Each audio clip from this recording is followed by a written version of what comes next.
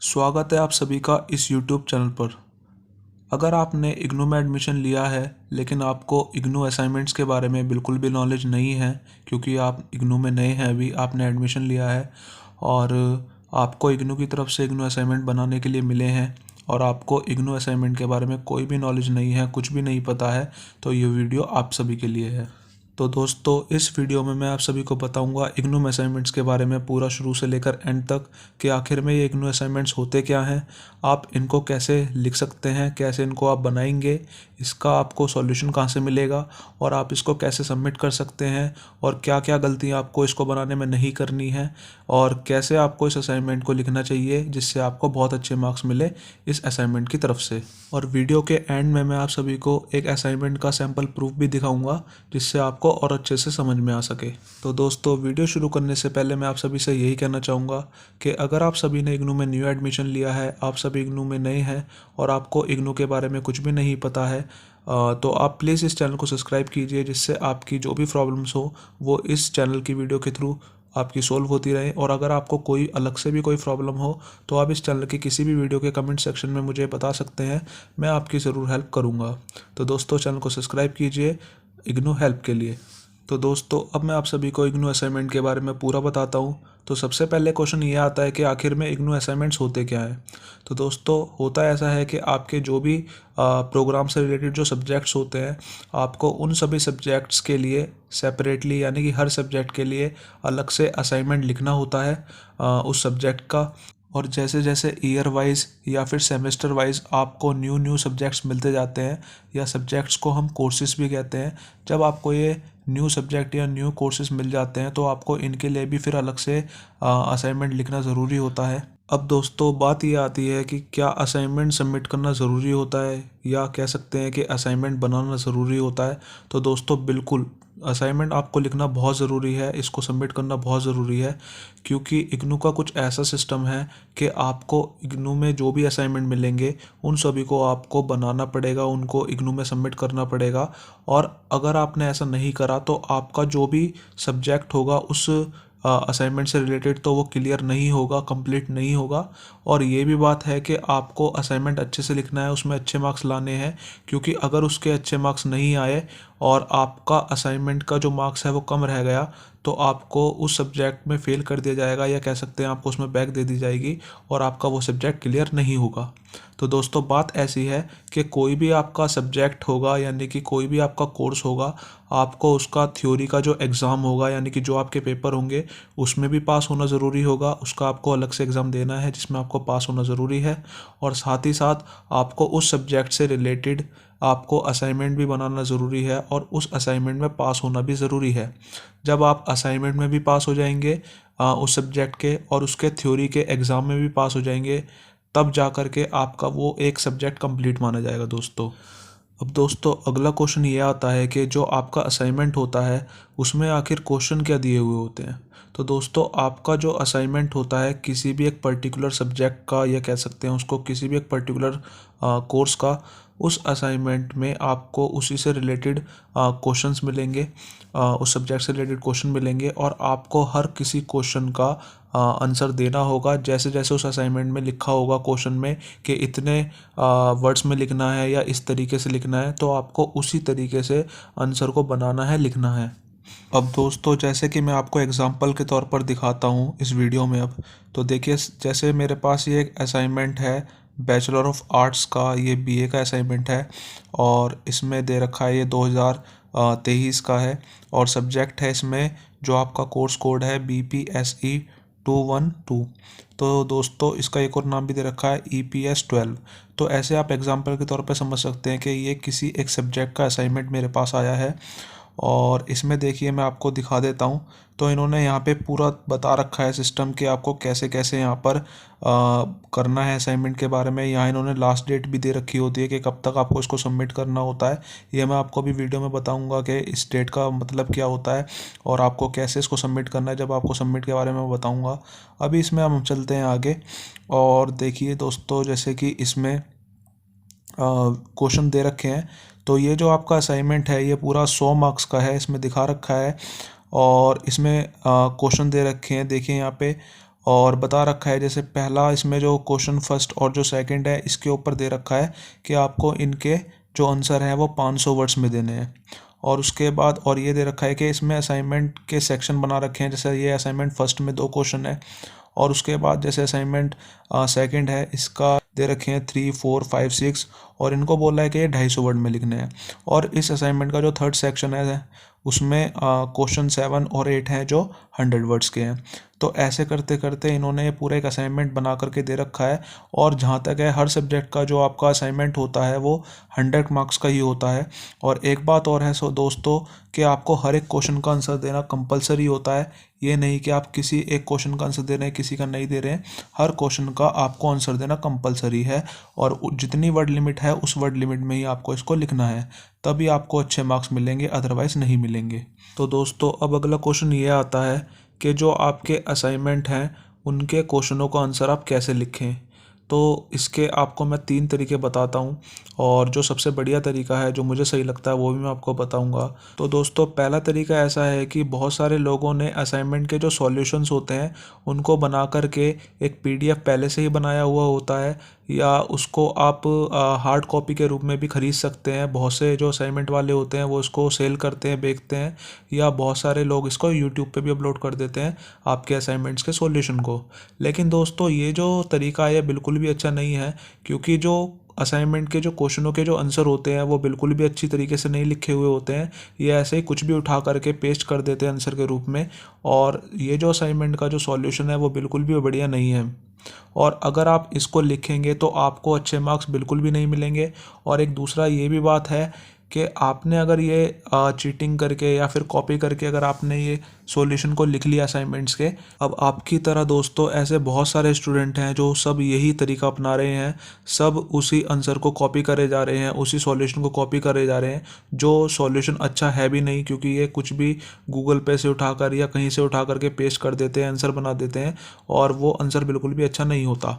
अब जब टीचर्स आपके असाइनमेंट को चेक करेंगे तो उनको हर बार यही आंसर मिल रहे हैं, क्योंकि हर कोई बच्चा ऐसे ही कॉपी करके लिख रहा है, तो आपको कहाँ से अच्छे मार्क्स मिलेंगे। तो दोस्तों ये तरीका बिल्कुल भी अच्छा नहीं है। अब दोस्तों दूसरा तरीका जो असाइनमेंट के सॉल्यूशन लिखने का है वो ये है कि बहुत सारे जो स्टूडेंट्स होते हैं वो अपने असाइनमेंट के जो क्वेश्चंस हैं उनके आंसरों को खुद ही लिखते हैं, लेकिन वो उसके लिए एक पूरा जो तरीका है उसको नहीं अपनाते हैं। वो सीधा गूगल पे क्वेश्चनों के आंसर डालते हैं या गूगल पे सर्च करते हैं और उसी के द्वारा कुछ भी जो आंसर उनको सही लगता है उनके हिसाब से उसको वो कॉपी कर देते हैं। और दोस्तों ये जो तरीका है ये भी बिल्कुल भी अच्छा तरीका नहीं है, क्योंकि आपका जो क्वेश्चन है उसकी एक लैंग्वेज होती है पर्टिकुलर जो आपकी इग्नू के जो मटेरियल है उसमें दे रखी है, और आप उसको फॉलो नहीं करते हैं। और जो गूगल की लैंग्वेज है या जो एक कंप्यूटर लैंग्वेज है आप उसका ही यूज़ करके उसी को आप कॉपी कर देते हैं। और जब ये जो आंसर होते हैं आपके जब इग्नू में चेक होते हैं असाइनमेंट्स के, तो इग्नू वालों को भी पता है कि एक स्टूडेंट की लैंग्वेज क्या होती है और एक कंप्यूटर लैंग्वेज क्या है। उन्हें भी पता है कि आपने गूगल से इसको कॉपी करा है या पेस्ट करा है, तो इस हिसाब से भी वो आपको अच्छे नंबर नहीं देंगे। तो दोस्तों ये तरीका भी बिल्कुल भी अच्छा नहीं है। अगर आपको असाइनमेंट के अच्छे मार्क्स लाने हैं तो ये तरीका ना अपनाएं। तो दोस्तों अब आता है सबसे लास्ट का तरीका, तीसरा। और एक बात मैं आपसे और बोलना चाहूँगा कि अगर आपको सिर्फ पास होना है इग्नू के असाइनमेंट में, तो पहला और जो दूसरा तरीका है आप उसको भी फॉलो कर सकते हैं, उसमें आपका टाइम भी बचेगा और आप पास भी हो जाएंगे। लेकिन अगर आपको अच्छे मार्क्स लाने हैं तो फिर इन दोनों तरीकों को आप फॉलो ना करें। तो दोस्तों अब बात करते हैं इस तीसरे तरीके पे जो बिल्कुल सही है, और इसमें आपको बस थोड़ी सी मेहनत करनी पड़ेगी, लेकिन आपको बहुत अच्छे मार्क्स मिलेंगे इग्नू के असाइनमेंट में, और आपकी जो परसेंटेज होगी वो भी अच्छी बनेगी, यानी कि सब्जेक्ट में आपके बहुत अच्छे नंबर आ जाएंगे। और इससे आपको फ़ायदा ये भी होगा कि आपकी थ्योरी की भी जो थ्योरी के एग्ज़ाम है उसकी भी प्रैक्टिस हो जाएगी। तो दोस्तों आपको करना क्या है, आपके जो भी असाइनमेंट के जो क्वेश्चन हैं उसको पूरी ईमानदारी पूरी होनेस्टी के साथ अपना जो भी आपका इग्नू का मटेरियल मिला है, या अगर आपको नहीं मिला है तो आप उसको ऑनलाइन डाउनलोड करके उसमें से अपने क्वेश्चनों के आंसर को ढूंढिए, खोजिए, पढ़िए और उसको खुद इग्नू के मटेरियल की जो लैंग्वेज है उसमें से समझ करके बना करके लिखिए। अगर दोस्तों आप ये काम करेंगे तो एक इससे ये फ़ायदा होगा कि आपने उस क्वेश्चन के आंसर को पढ़ लिया, क्योंकि इग्नू वाले जो आपको असाइनमेंट दे रहे हैं वो इसलिए दे रहे हैं जिससे आपके पेपर की प्रैक्टिस भी हो सके और आपके सब्जेक्ट में नंबर भी बढ़ जाए। यानी कि आपका सब्जेक्ट भी क्लियर हो जाए। तो दोस्तों मैं ये कह रहा हूँ कि अगर आपको इग्नू की तरफ से कोई भी जो असाइनमेंट मिला है उसके क्वेश्चनों का जो भी आंसर है, आप उसी सब्जेक्ट के जो स्टडी मटेरियल है जो इग्नू की तरफ से मिलता है उसको पढ़िए, उसमें से ढूंढिए आंसर को और उसी की लैंग्वेज को समझ करके अपने आप से बनाइए, लिखिए। और ये तरीका जो अगर आपने करा तो आपको इग्नू वाले जो हैं उस लैंग्वेज को जब पढ़ेंगे, आपके असाइनमेंट को जब वो चेक करेंगे तो उनको बहुत अच्छा लगेगा और वो आपको बहुत अच्छे नंबर में देंगे। क्योंकि दोस्तों ऐसा मैंने बहुत बार देखा है। तो आपके जो नंबर हैं वो इस तरीके से बिल्कुल अच्छे आएंगे। इससे दो फायदे हैं, एक तो आपको नंबर भी बढ़िया मिलेंगे और दूसरा आपके जो पेपर के जो क्वेश्चंस हैं या जो आपके थ्योरी की जो प्रैक्टिस होगी थ्योरी के एग्ज़ाम की वो भी हो जाएगी साथ ही साथ। तो दोस्तों एक तो आप किताब पढ़ लेंगे और साथ में आपके असाइनमेंट का भी काम हो जाएगा। तो ये जो तरीका है बहुत अच्छा है। अगर आपको अच्छे मार्क्स लाने हैं तो इसी तरीके को आप अपनाइए। अब दोस्तों अगला क्वेश्चन ये आता है कि जो आप अपने असाइनमेंट को लिखेंगे वो किन पेजेस पे लिखेंगे। तो दोस्तों इसके लिए ज़्यादातर हर असाइनमेंट में बोला यही जाता है कि आपको A4 साइज़ के जो पेजेस होते हैं प्रैक्टिकल फाइल के, उन्हीं पे अपने असाइनमेंट को लिखना है। और जो असाइनमेंट के जो पेजेस होते हैं उस प्रैक्टिकल फाइल के, वो बेसिकली लाइन वाले होते हैं जिन्हें रूलर शीट्स कहते हैं। उन पे आपको इनको लिखना है A4 साइज़ वाले पेजेस पे। अब दोस्तों इसको लिखने के लिए आप सबसे बढ़िया यही है, ब्लैक और ब्लू पेन का यूज़ कर सकते हैं। लेकिन अगर आपको अपना कुछ अलग से पेनों का या किसी चीज़ का यूज़ करना है सजाने वजाने के लिए तो आप उसका भी यूज़ कर सकते हैं, उसकी कोई दिक्कत नहीं है। लेकिन आप एक चीज़ का ध्यान रखिएगा कि किन्हीं किन्हीं स्टूडेंट्स के सब्जेक्ट में बोला जाता है अलग से असाइनमेंट में कि आपको A3 शीट पे पेजेस पे लिखना है या किसी और चीज़ पे लिखना है, तो आप उसको भी एक बार ध्यान रखिएगा। अगर आपके असाइनमेंट में कुछ भी ऐसा नहीं दे रखा है कि किस पे लिखना है तो आपको सीधा A4 साइज़ वाले जो शीट के जो पेजेस होते हैं आपके प्रैक्टिकल फाइल के, उस पे ही आपको लिखना है। और जब आपका असाइनमेंट पूरा लिख करके आप कंप्लीट कर लें तो अपने असाइनमेंट में शुरुआत में आपको एक पेज अलग से लिखना है। उस पेज पे आपको अपना इनरोलमेंट नंबर यानी कि अपना एडमिशन नंबर, अपना नाम, अपना एड्रेस, अपना जो भी सब्जेक्ट जिसका भी आपने असाइनमेंट बनाया है उसका कोर्स कोड लिखना है और अपने प्रोग्राम के बारे में लिखना है, अपने स्टडी सेंटर जो है उसके बारे में लिखना है, स्टडी सेंटर का कोड, सब कुछ लिखना है। तो मैं आपको ये पेज दिखा देता हूँ एक बार। तो दोस्तों ये पेज है, इस पे आपको जो भी डिटेल है आपको सब भरनी है और इसको अपने असाइनमेंट में लगाने के बाद आप इसको जा कर के सबमिट कर सकते हैं। अब आता है कि इसको आपको सबमिट किस तरीके से करना है। तो दोस्तों अब जब आपका असाइनमेंट पूरी तरीके से बन जाएगा तो आपको इसको सबमिट करना है। अब सबमिट करने के आपके पास एक ही तरीका होता है बेसिकली, जो है आपको अपने स्टडी सेंटर जो भी आपको मिला है इग्नू की तरफ से, आपको अपने स्टडी सेंटर पे जाना है और अपने असाइनमेंट को सबमिट कर देना है जिस तरीके से भी वहाँ पे सबमिट होता होगा। अब दोस्तों ये बात आती है कि अगर आपको टाइम नहीं मिला असाइनमेंट सबमिट करने का या आपने अर्जेंटली अपना असाइनमेंट बनाया है और स्टडी सेंटर पे आप सबमिट नहीं हो रहे हैं आपके असाइनमेंट क्योंकि आपकी डेट निकल गई है असाइनमेंट सबमिट करने की, तो आप अपना सीधा जो असाइनमेंट है उसको ले जा कर के अपने रीजनल सेंटर जो भी आपका होगा वहाँ जाकर डायरेक्टली सबमिट कर सकते हैं। यानी कि अगर आपके असाइनमेंट आपके स्टडी सेंटर पे सबमिट अब नहीं हो रहे हैं तो आप अपने सीधा रीजनल सेंटर पे जा कर के अपने असाइनमेंट सबमिट कर सकते हैं। लेकिन अगर आपके स्टडी सेंटर पे असाइनमेंट सबमिट हो रहे हैं तो पहले आपको वहीं सबमिट करना होगा इन्हें। अब दोस्तों बात ये आती है कि आप अपने असाइनमेंट जो है वो कब कब सबमिट कर सकते हैं।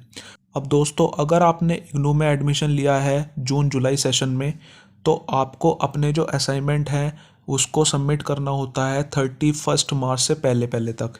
यानी कि आपको मार्च के एंड से पहले पहले अपने असाइनमेंट बना करके कंप्लीट करके उसको सबमिट करना है अगर आपने जून जुलाई सेशन में एडमिशन लिया है, क्योंकि आपके एग्ज़ाम जो होते हैं वो जून में होते हैं तो उससे पहले आपके असाइनमेंट सबमिट हो जाते हैं।